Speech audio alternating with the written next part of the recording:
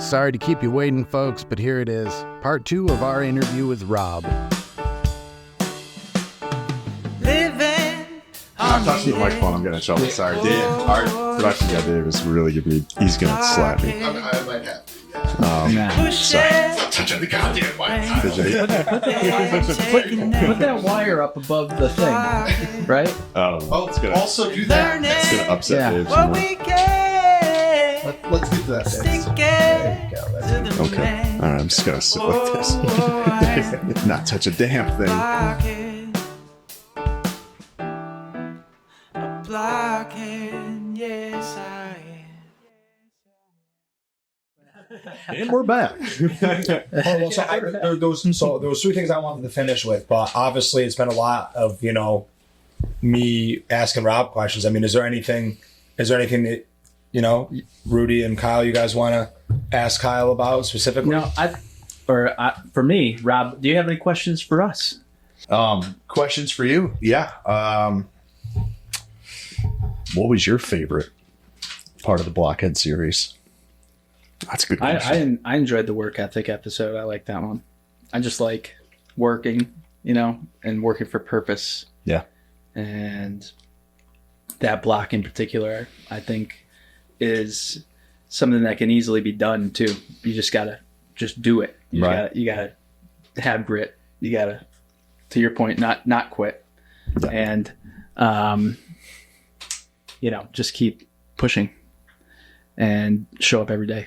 Absolutely. So that's what that's my favorite block in the Blockhead series. What about you, Ryan? I was going to say consideration because I like the way that episode came out and it looked good on the camera in like the cinematic mode. But going to actually what my favorite block was, it would definitely be gratitude. It's not even close really, because you even mentioned like going through all the things that you did in the military, Rudy mentioned this, you're able to have your outlet with poetry through music or with, music or writing or entrepreneurship, which we'll get into. For me, that's the way that I stay grounded. I've had a lot of ups and downs in my life, but just being so grateful to have all the friends that I do. I mean, look at this room. To be grateful for my family and all my cousins and how close we all are. And I can go back at any given weekend to North Adams and see them, where I live logistically close to Boston and being able to, afford it and, being grateful for Gina. Yeah, it's just a way for me to keep grounded, and gratitude is a huge component in my life to kind of keep me on the straight and narrow and to, keep me getting up every day and not to let the hardships of life kind of bring me down. That's awesome. Love it. Kyle? For me, I think it'd be vulnerability. All right, that was our first episode. Yeah, it was my favorite. It was my favorite one. It's a good one. And it's ironic, I guess, a little because it was the roughest. No visual. Yeah. All audio. We didn't have Dave at the time. Dave is a godsend, but Get yourself a Dave. yeah, That's right. yeah, get yourself a Dave. Trademark it. Right. Trademark everything we say. But vulnerability Go, bro. was nice because it was a great natural conversation, and it was just our first episode. It was magic. So and I think every episode's been good, but vulnerability is I think always a good baseline to go back to if we want to keep doing this. I think we should re-listen to it. And it's cool that it kind of just worked out that way. But the fact that it was the first episode, right? Because I think you need to start to really get real with yourself, and to really get serious. You have to start from a place of vulnerability, I feel. Yeah. If you're gonna start anything, you got to be vulnerable, right? Absolutely. Because jiu-jitsu or anything, going to the Marines. I mean, you're going to be vulnerable because you've never done it. So Right. That's the truth in life for sure. Yeah, that is the starting point, is to make yourself as vulnerable as possible. Yeah, I think that's Yeah. Well, great question. Now I'm going to put it right back We're going to on put it back to you because you're one of the, I would say, handful the of people 5 listeners. that's listened to probably every episode. Yeah, everyone. Yeah. God bless you. Oh, dude, God bless you for real. Thanks for Thank wasting you so 5 much, hours, Rob. 6 hours. Yeah, wasting your life. No, I love it. Yeah, but was there anything that stuck out to you, or is it just overall just kind of the funny, the banter? It doesn't need to be anything super serious. I mean, No, we do try to have some fun. It's just the concept of the block by block is just, it really resonated with me. Just the fact that you guys took something or made something from nothing, and you guys understood the process along the way of hey, we need to talk about specific things that are going to resonate with the audience we're trying to capture, starting with vulnerability, going into, trust and honesty, all the way to consideration, work ethic, and gratitude. I think that's like that's huge that you organized it in a way to express what you guys are about and what your mission here is. And I think that's the most important part of what you guys are doing. So I don't have one specific one that I like more than the other. I do like the rawness of vulnerability, the very first one, because again, it's just so raw. It is raw. It's three guys talking about things, and it's like the beginning form of it. Like that's like your very first one. So it's like, it's not perfect, but it is in a way, right? It's perfectly imperfect, because that's where you have to start, and just starting something is better than 99.9% of the world that sits out there and wishes they started something on their deathbed. Yeah. Absolutely. So no regrets here. Well, the feeling of regret is way worse than the feeling of failure. Absolutely. Every time. And I love that you point that out, Rob, because we wanted to point people in the direction, and we call them the foundational blocks, because those are the foundation of what we're trying to create here. Right. And you need to sit on top of those, and it's going to change and things are going to get prioritized, but we want to sit on top. If we feel like we move forward into the future with this podcast, with that as our foundation and those as our guiding principles, then we can get to where we want to be. Absolutely. And I'm glad that you noticed that. And, that's really what we're trying to base this off of. And, it's definitely been a challenge, but we started off raw, like the vulnerability episode. I think it was kind of all of our favorites, but as far as pushing and doing the things you've always wanted to do, if you can get anything out of this episode, guys, and what we're trying to do here and what Rob's created and we're going to get into shortly, is that just do it. Yeah. I know just do it. It's genius that's Nike's saying, honestly, because the more I think about it, it really is just, there's no better time than now to do the things that you've always wanted to do, because you're not promised tomorrow. Absolutely. Amen. Tomorrow's never promised, and you're always going to find there's never going to be a right time for anything. There's always going to be a funeral. There's always going to be a birth. There's always going to be an event, something. So if you make up excuses, just one day, you just do it, punch it, hold yourself accountable, and just say, I'm going to do this today. And then next week, I'm going to try to do a little bit more, and then just keep building from there, I think, is the block by block, baby. Block by block, baby. Amen. Absolutely. And that being said, the end. No. I think this is the perfect, we're going to wrap up soon. I think this is the perfect transition into those foundational characteristics. What got you to, I know that you kind of created it during the day. How did you go about creating Ghilliepuck? Yep. What is Ghilliepuck? Tell us a little bit more about it, how you created it, and how it is starting businesses, and how that started your entrepreneurial, path. Yeah, I want to highlight this quick. Blockhead Nation is about endeavors, and Rob is a business owner. So this is a great piece right here. This is an example of an event, of a venture, an entrepreneur, and a friend. I mean, honestly. So what is really cool about this is that you started something. Yeah. And can you tell us how that came about? What brought about the idea of Ghilliepuck? It was more of just noticing that there was something missing, right? Love that. And it's just kind of, it was having an outside perspective and feeling like I didn't necessarily do it for other people at first. I kind of did it for myself, because when I came home from the Marines, it was I needed to be in the woods. There was, I was processing a few things and stuff like that. And the only thing that really resonated was get in the woods, kind of be alone, reconnect with, find out kind of who you are, what your purpose is and stuff like that. As I was saying, coming home, you kind of, you don't really feel like you're in the spot that you need to be. So I need to find a purpose. So I got in the woods, and that gave me time to reflect of who I was, what I was meant to do, why I was here, all those things that, people may ask themselves on a daily basis or never. So hunting was just, good Lord. Wow. Yeah. That was one of the most aggressive.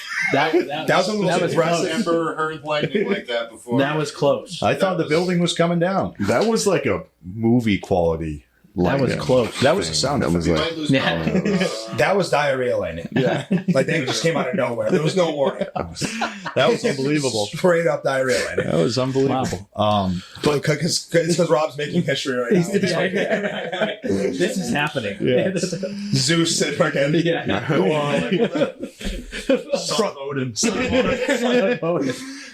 Thor Ragnar sent up Thor or block a Ragnar. You're an Ironside. All right, go ahead. That's all good. The woods. So yeah, I got out of just a quick, just background catch up.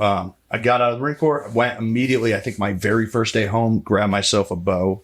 I was a marksman coach in the Marine Corps, so I mean, I wanted to hunt with a bow, just because anything inside of, I was pretty good with a rifle. Put it that way. Yeah.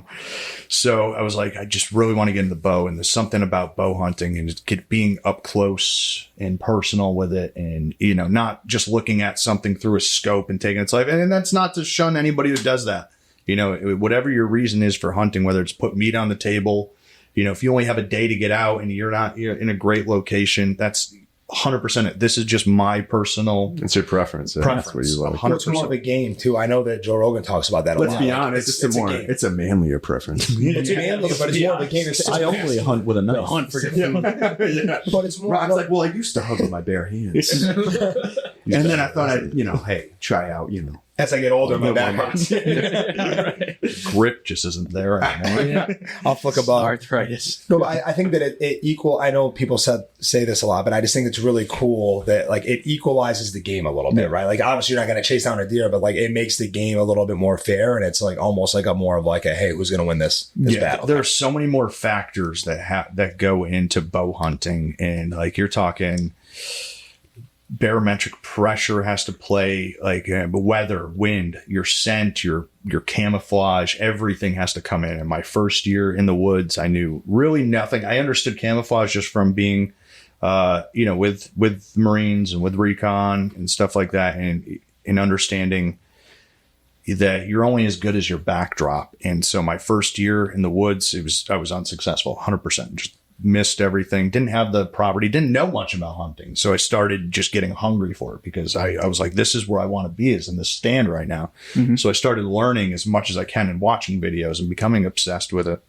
And then the next year, and it was something I wanted to prove to myself that that I'm still capable of being, not, it sounds corny, but having a purpose when you're in the Marines and stuff like that. But when you take the uniform off, and you go back here, you just kind of, it's a bit of an identity crisis. Right. Yeah, that's exactly what it is. You kind of who am I? Where do I fit in and stuff? And so I needed to kind of do this for myself to to do. And I really wanted to work. Right.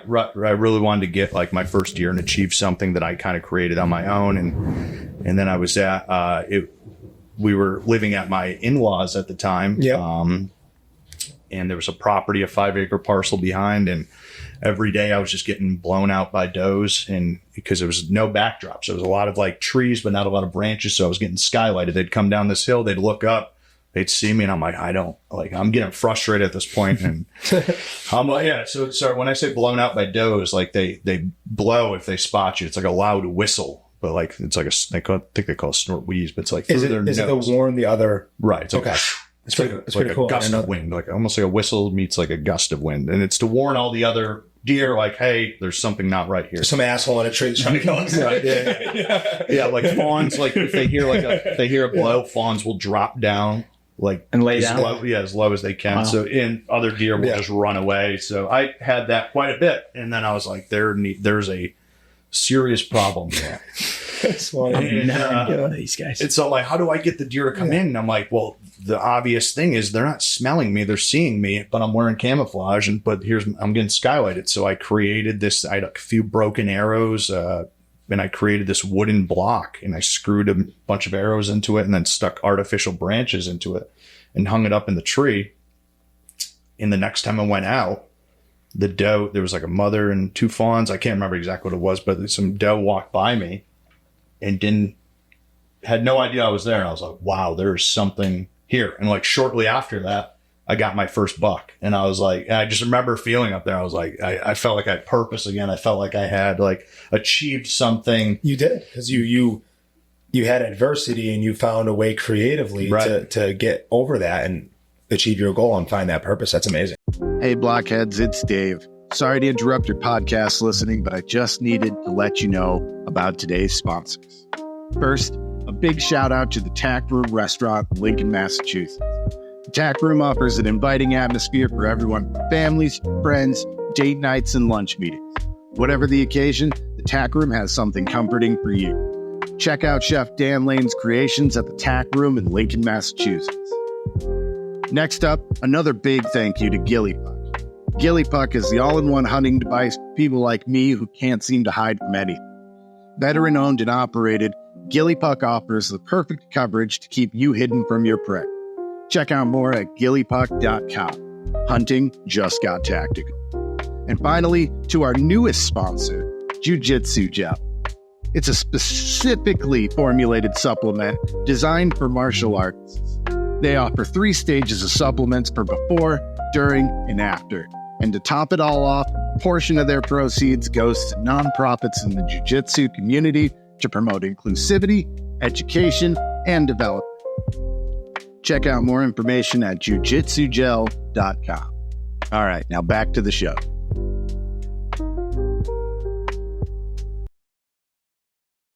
You created a prototype right down there. Yeah. I mean, that's really awesome. Should have brought it. Yeah, that would have been actually really. You could have showed everybody how the interlocking branches. Can you send us a pic? Yeah. So, Send us a video. You should send us a video. So This we is can clip really it. interesting, and I love too, Rob, bringing on just like, and I don't like to shy away from it because society is so sensitive now. Yeah. Masculinity of just like, you're a very masculine individual, and I think that's important. And I think that like we, Rudy, Ryan, and I, and Dave, we're manly men, but like highlighting hunting and your skill set and also the drive and just the desire to invent something now. And then, so after you made that, were you like, I'm going to go home? Like how much, what was the time? Like how much, like after it worked, you used it. What was the timeline like? Like what take us down that road? Like, what did you think after that, after it worked? And the first time it worked, I was like, I'm going to do something. And a big part of it too is that I had a boss at the time who was big into bow hunting. He kind of showed me the ways and taught me a little bit, but he was very undermining of like my capabilities and stuff. like most bosses? Yeah. He was your age. So he was only a couple of years older than me. Yeah. So, but, he's like jealous probably, or like, it's always something stupid. You know what I mean? But he was just like, I mean, he got into it. He was able to, he always had the best arrows, the best bows. Like he had the best spots for the deer and stuff like that. He would just always kind of, belittle my efforts, I guess. I hate people like that so much, man. And so I almost did it a little bit to be like, Spike can be a great. it was like a little bit of spite. But also a little like, I thrive when people say I can't do something. Like, just don't tell me that, please, because then I'm going to do it and make it my goal. Yeah. And, as my mother found out when she told me not to play football. And, no. So I went home and I was like, all right, I can do this. And then there's something here. But then a big part of it was like, I wonder how many people are in the exact situation where I am. Maybe like they grew up without a father, right? And they want to get into hunting, but they're too scared to get out there. Or they're struggling because they don't have anybody to teach them the ways. I mean, most of our friends growing up, there were some hunters, maybe Teejans and stuff like that. Yeah, I mean, maybe obviously he was a big hunter, but but they weren't like our immediate friend group wasn't big into hunting. So I always take an interest, but I didn't have anybody to kind of teach me. My neighbor was actually a really big hunter, but it just didn't have anybody to take me hunting and stuff like that. So put you under the wing. Right. So it was when I got out, I was like, man, I wish I had somebody to kind of teach me the ways or something like that. The story of the grandfather taking the son or the grandson hunting and stuff. And I was like, but what if there isn't that? What if somebody's in my situation? Maybe they got out of going through a hard time or got out of the Marines or didn't grow up with a father or something, didn't have anybody. I'm like, this would just be a confidence booster for them, to get out there. Maybe it gets them, and I've explained in other podcasts and stuff, but maybe this is the tool that gives them like a little bit of time, like saves you maybe a couple hours, right? You only have a certain amount of time. You're spending, instead of spending an entire day in the woods, imagine going for 2 hours, harvest a deer. Now you get to spend the rest of the day with your family. And then when I thought of that, I was like, I got to do this. I'm like, if I can make an experience better for somebody, like they get their first buck and that shortens the time that that the father's in the stand, he can get home to his family, or, whatever it is. Maybe it gets the father and the son who's not really staying still, but it provides coverage. So maybe that son that doesn't stay still, maybe he'll get a deer, because they don't necessarily see him. But where if it wasn't there and the kid's moving around a lot, the deer have incredible eyesight. They look up, see him, and take off. Maybe it mitigates that. And that's where I was like, I need to do this. So the timeline was right after that. I was like, I'm going all in. So I didn't have much money then to just really put into it. Went home. Well, so I want to go a few things with this. So you drew out the concept because that goes back to your creativity. So when you were sitting there, you actually drew out a prototype and you were able to make it specific enough where you could actually go on to get it patented. Right. And I think when you do something, you pursue a creative endeavor that you want to turn into a business, the purpose in finding purpose in yourself, you found a business with purpose. Right. And I think that if anybody does do a business or is going to start a business, make sure that you can stand behind the purpose. Yeah. Because when you're packaging stuff with Jay Marie at 2 a.m. after working a 50-hour week, you need to know that, hey, I'm shortening this father's day out. I'm helping this older grandfather show his grandson the ways, right? Right. That those are the motivating factors that get you through doing these harder things. And if you can create a business that has purpose and that helps you in tune with your own purpose, that's what it's all about. What I also really love is just, a lot of entrepreneurs and inventors will say, don't just think of something, think of a problem to solve. And that's what you've done. And to your point, the problem is staying out there all day. Right. The problem is getting found by a doe that's walking around. Yeah. So you've made it more efficient for those that love hunting or those that want to hunt, and they can go out and use this Ghilliepuck to really camouflage themselves, and it'll in essence speed up their hunting trip. They may have better luck when they see a doe or a buck. Higher rates of success. Absolutely. Just the efficiency and the problem that's solved there is, it's top notch, dude. Yeah. Guys, Ghilliepuck, the best hunting apparatus in the game. Hunting just got tactical. The doe will try to whistle at each other saying, who's this asshole in the tree? The asshole in the tree doesn't exist because you have the best hunting apparatus in the game that is going to camouflage you in any condition, rain, sleet, or snow. You got a website? Sorry, Rob, you got a website? Please put it up. Yeah. Ghilliepuck.com. Awesome. Yeah. Very not easy. to interrupt your advertisement. Easy. Ghilliepuck.com. Yeah. And so obviously you created that. And how is the business doing? It's a more seasonal. The business is doing pretty well. Yeah. The first year it was, so we're 2 years into it now, and almost 2 years, a year and a half into it. We launched, November 2nd, I believe was our launch date, of 2022. And I think we sold out November 4th of 2022. We had a video go viral where I had like 17 doe like below me. It was just crazy. They were coming in at me, and I had my Ghilliepuck behind me, and I was like, that's awesome. This is I've never seen a sign like that before in my life. And they bedded down like right at the base of the tree. And I'm like, this thing works. And I was like, this is incredible. It's perfect. Some of those aha moments. Yeah. And it's not to say that this is going to be people's, saving or solving everyone's problem, right? There's going to be people, you still have to do your due diligence. There's going to be people that go out there and they fail. This isn't going to solve all your problems. This isn't the miracle, hunting tool. Like, this is a tool. Yeah. This is a tool to have in your bag to help you to make it that much better, to give you that much more of an edge, just like camouflage, just like scent control or scent spray, whatever it is. You're not going to buy this and become the best hunter. You still have to do your practice. And this it's an opportunity to be able to use something again, to get you a little bit closer to your goals, I think. And that's how I wanted it. And that's how I want people to use it. I want people to understand that there's still going to be mistakes made if you don't use it properly. And even if you do, like, you can't control it. Yeah, Sure. You know? Absolutely. Yeah, So, but yeah, I mean, the goal is to just really to help somebody just achieve their goals, Yeah. you know, a little bit quicker. And how does I hope you never lose that mindset as a business owner. And if you grow, just that carrying the empathy toward your market. The end user. Yeah, right. that's amazing. And okay, so taking that, I've never really heard from that perspective, Rob, which I love because we've obviously spoken about this quite a few times.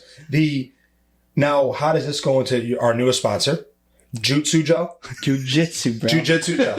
Well, I do. It's like I love like Jitsu Gel. Jitsu Kaisen. Sounds like a Cosby hoopsie. I'm like I like Naruto and stuff like that. I'm like, Tonight, you and Jamer are going to have a contest. Jiu-jitsu. You could say it the most amount of times. So Jiu-Jitsu It is a Gel. tongue tire. Jiu-Jitsu Gel. Can you say that 3 times fast? Jiu-Jitsu Gel, Jiu-Jitsu Gel, Jiu-Jitsu Gel. Jiu-Jitsu Gel, Jiu-Jitsu Gel, Jiu-Jitsu Gel. Giselle. Giselle. So how does that same Oh, jiu-jitsu, Giselle. creativity? See what it is? Yeah. lead into our newest sponsor, Yeah. Jiu-Jitsu Gel? And and I think a big part of it's kind of going back behind the purpose, and there was a something missing in the thing. And I got brought on by my partners, Josh and Vinny, who came up with the idea. Yeah. And, we all worked together, and they kind of brought me on after they knew about Ghilliepuck and, getting things going with it and my creativity and stuff. So they brought me on, and then we started creating it. And then we saw Vinny is the black belt. Josh is the blue belt. You're the white belt? I'm the white belt. I'm the newest one, just learning the hardest way possible. Yep. But, no, our purpose started was that there was something missing. Like you go rounds, you're doing maybe an hour session in the morning or whatever, but in between rounds, 5-minute rounds of just grappling, like your body is depleting of everything, and people were eating like oatmeal bars and stuff like that. But you don't want to eat something too heavy, and you don't want to chug down a ton of water. And most of the other gel packets out there are just sugar and carbs, Yeah, for like runners and stuff, right? Yeah, just sugar, carbs, and they're kind of designed more for that. But I'm like, what if there was something specifically designed to replenish everything that you're losing in these isometric holding sports like wrestling, judo, jiu-jitsu, stuff like that, things to help to give you an edge and to re-energize. Yeah. And so it's not burdensome and heavy and right. You can like a bark and I don't know. They're full of junk anyway. Yeah, exactly. Nature Valley bars. There's so much junk in these things, and then that's also a problem with it. Like we saw, and it's like a big problem with America is that like our food industry is insane. It's literally, don't even get us going. We could go a whole other episode about that. Yeah. But it's like, so we need to make something to that actually helps these people. And, Precisely. And so that's what we did. And we brought on, Farron, who, his insane passion for nutrition and his understanding is so complex, and just there's so much depth there of his understanding of how the body works and what it needs and stuff. So the four of us have kind of formulated this idea, and then we put it into action, and then, and we're like, we need to help as many people as we can with this. And that's kind of our goal again. If somebody can get in the gym, because in order to achieve a black belt, it's like, you're talking minimum 10 years, right? Yeah, legitimately. And you have to put in your time. This isn't a shortcut. This isn't going to get you your black belt in 6 years, but this might get you a little bit better for your next competition, right? Because you're not burning out by minute 30, and then your last 4 or 5 rounds or 3 rounds, you're just doing, if you take this halfway through and then now all of a sudden you have another burst of energy, you take another one, you got another round. That's where you're benefiting, you're learning from, you're getting more out of what you're putting into it. And honestly, I didn't know what it was until we got into this, and I figured out that the gel, you eat it. Gel packet. Yeah. I mean, same with boxing, man. I mean, in between rounds and stuff, you're dying. Like you can't wolf down you get water in it, but by round 3, 4 in sparring, you're toast. And what's in the makeup? It's electrolytes. It's got carbs, obviously. It's got vitamins. Yeah. So, I mean, we have Different versions of it, right? Right now we have like a pre, intra, post, and they're all designed specifically with the appropriate amount of like magnesium. Like is a huge thing that people Magnesium's huge. don't. And Farron can speak so much more intelligently on this. It's unbelievable. But we'll have to have Farron on. Is Farron he's right nutritionist? town over right now. Is he? What's his background? Where is he? Northampton. Northampton. He lives in Worcester. Yeah, he He's came in Northampton right his now. birthday party or something. He's actually in Northampton right now. Yeah. We should have told me that. You should have told me that. I wouldn't even have been here if I did though. So I had to wait till after. Yeah. This was almost over, and then But sorry. Yeah, talk the team. Talk the team. Like Farron, the nutritionist type deal. Yeah. He's kind of the R&D, the research and development. I'm kind of more of the relations and manufacturing and stuff like that. And Vinny is our talent. He's our knowledge of it. He's because it's designed for a specific demographic. Vinny is the top tier. Like you all kind of are, but he's the black belt. Yeah, he knows more, and you need that. You need your some credibility. Yeah, absolutely. It gives you I think even Ghilliepuck, like as somebody who's an avid, who's somebody who's really good with a shotgun, who's been in the Marines, that just makes more sense to be the proponent and the person behind Ghilliepuck. And I love it's cool too, because I feel like when you do things in life, guys, you created something out of nothing and it solved the problem and it and it did well. I think that's genius. It's amazing. Jiu-Jitsu gel is that's awesome. Well, speaking to the rounds you do in boxing, yeah, I mean, Coach recommended orange slices, but even that's like, it's kind of, you get your mouth guard in, your headgear on, you're biting in orange slices. It's a little easier to get a packet quick. Right. You just take it right through under the mouth guard. I mean, I'm sure this could translate in other sports and other, other things. And I think it's absolutely. And that's what we wanted to change is the delivery system. So it's not necessarily about it is about the ingredients, but it's also about the method of which it's delivered. You can think about all the people that buy vitamins, and you have 10 different things, your pre-workout, your post-workout, have your magnesium pills, your calcium protein pills, in there. Protein. Yeah, you get everything in there. And it's like by the end of the day, like I forgot to take this today. But if you have something that's specifically designed to replenish like the most key missed ingredients that somebody should be, absorbing on a daily rate, especially somebody who operates at a capacity of like a boxer, a wrestler, somebody who's judo, jiu-jitsu, whatever. That is. And then changing the delivery system of it, right? Yeah. So now you're not sitting there wolfing down oatmeal and throwing up through your mouth or something like that, or before, to get your carbs in heavy, or like say, you cut weight for boxing, right? And then all of a sudden you get on the scale and then you can eat after, right? Finally get that back in. Yeah, it's supplementing your energy. It's not going to add anything to you, really. Yeah, it's and the absorption rate is 10 times. Oh, yeah. It gets in quick. Mm-hmm. I love all this stuff is getting in. So you're truly benefiting from this. And we're trying to eliminate the fact that most things out there are just poison for you. That's and amazing. We want to actually put this into somebody so somebody benefits from it. Yeah. Well, sure, listen, have some oranges. That's great. But that's like, it's also 2024. Okay. Right. Like we're not in the 70s. So you have some oranges too, but absolutely. You leave your house in the morning. It's a little clunky in the ring, Well, absolutely. Think about it. You leave your house in the morning. You have maybe some toast and your coffee, but then after if you're going to train for 4 hours, you can have the pre one, get some carbs in or whatever, then have some of the punishment. It's really true. Electrolytes at the end. I mean, you could have 3 different varieties of the Jiu-Jitsu gel. I can't. Jiu-Jitsu gel. Jiu-Jitsu gel. There you go. You can't eat a whole lot.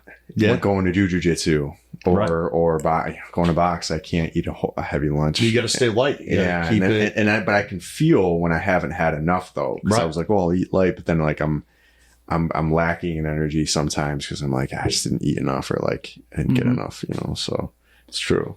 It's a really great idea. It's amazing when you can spot things. My friend just told me he'll be a guest eventually. His best friend, his name is Chris Stankiewicz, and his father was actually a principal at our middle school, Rudy, Mr. Stankiewicz. Yep. He's one of the Stankiewicz boys. He was a veteran. He went in the Marines, a little bit older than us.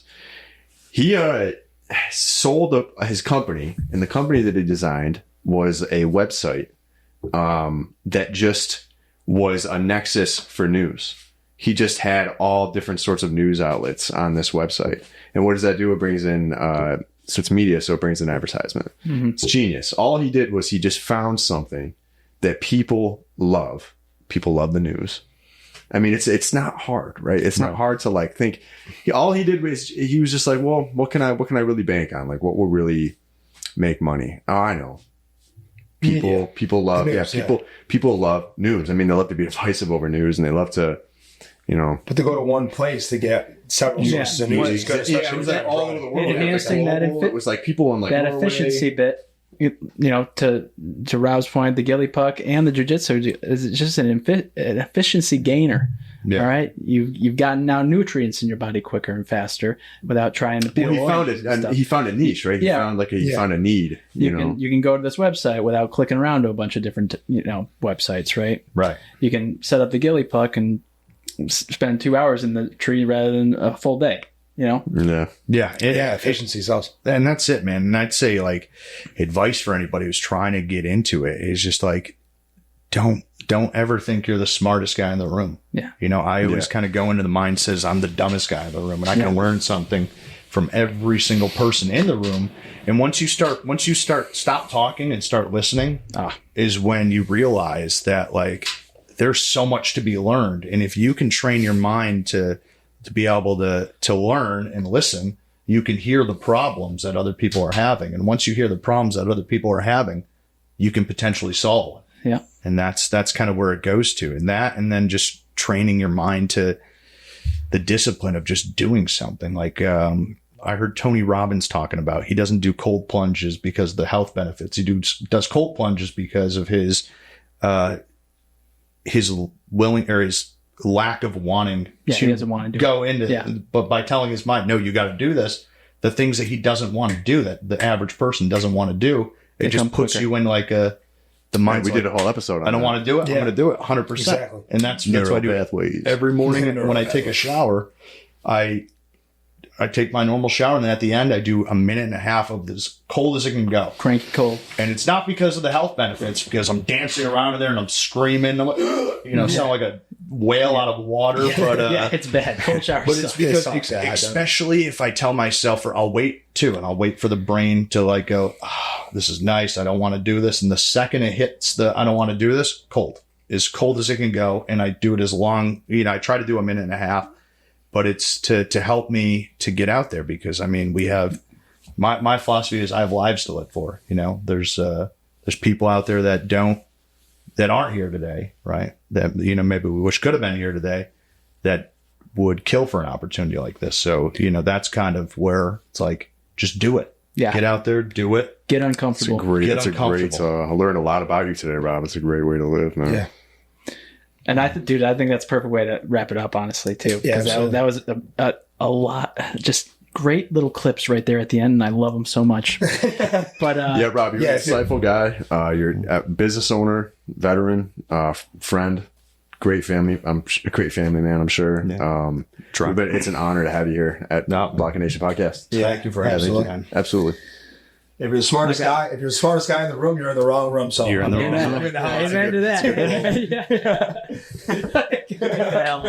Get the fuck out of here. All right, keep it up, folks. Block by block. Block by block. Block by block. Blockhead.